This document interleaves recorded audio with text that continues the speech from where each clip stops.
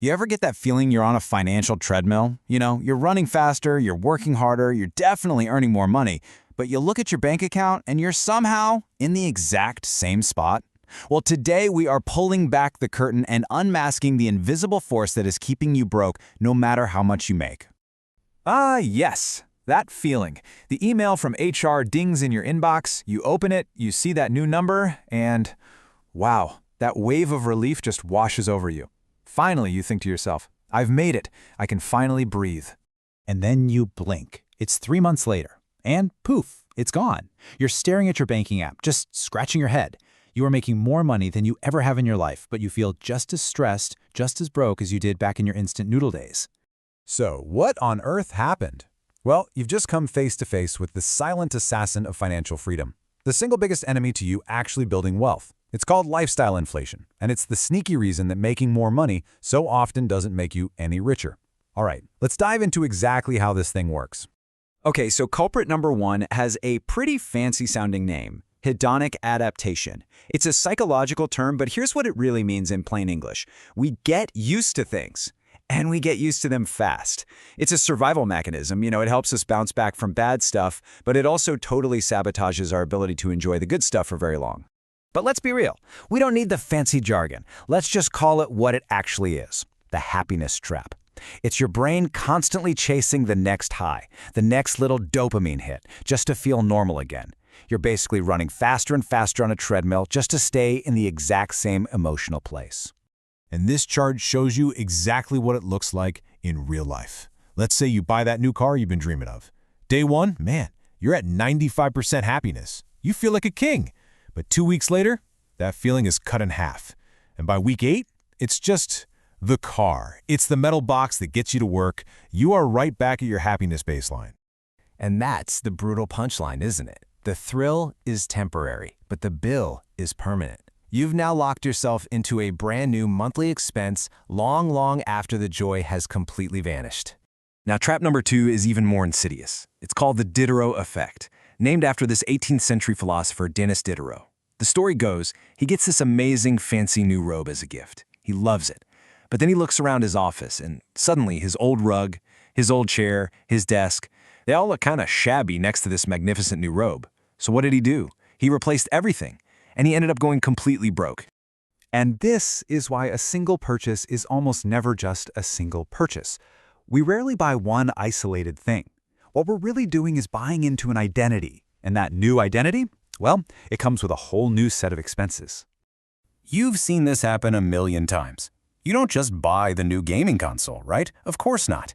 Because suddenly your old TV isn't good enough, so you need that 4K monitor to really appreciate the graphics. Then you need the surround sound headset for the immersion. And finally, you need the ergonomic chair for those long gaming sessions. See? One purchase triggers this cascade of needs that just obliterates your savings. And all this spending, this constant upgrading, it has to be paid for somehow. This whole chase creates a prison of your own making, which leads us to our third and maybe most dangerous trap, the golden handcuffs. This is that moment when your lifestyle becomes so expensive, it completely depends on your high salary. You're trapped. You can't quit that job you hate. You can't take a risk on that business you dream about. You're not free. You've become a very well-paid servant to your mortgage, your car lease, and your streaming subscriptions.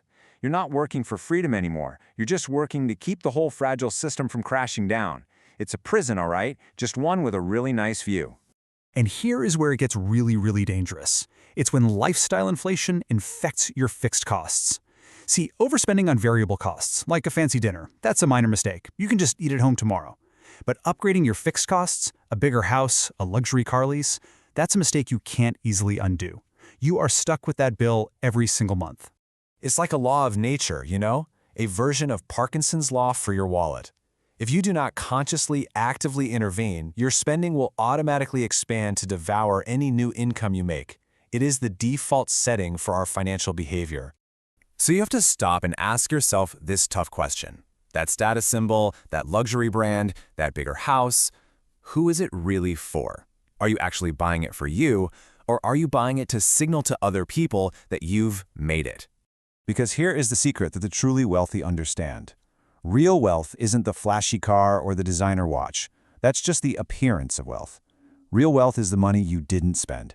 It's the assets in your portfolio, the investments growing silently in the background, the financial peace of mind that nobody else can even see. Okay, enough with the problems. Let's talk about the solution. And it all comes down to one simple concept. The only number that truly, truly matters for your financial future is the gap. That's the space between what you earn and what you spend.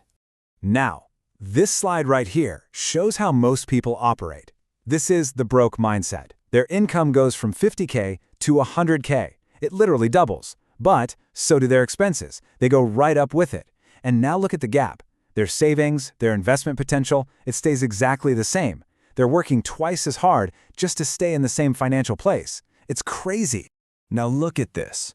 The wealthy mindset. Same deal, income doubles, but they make a conscious choice to keep their expenses flat.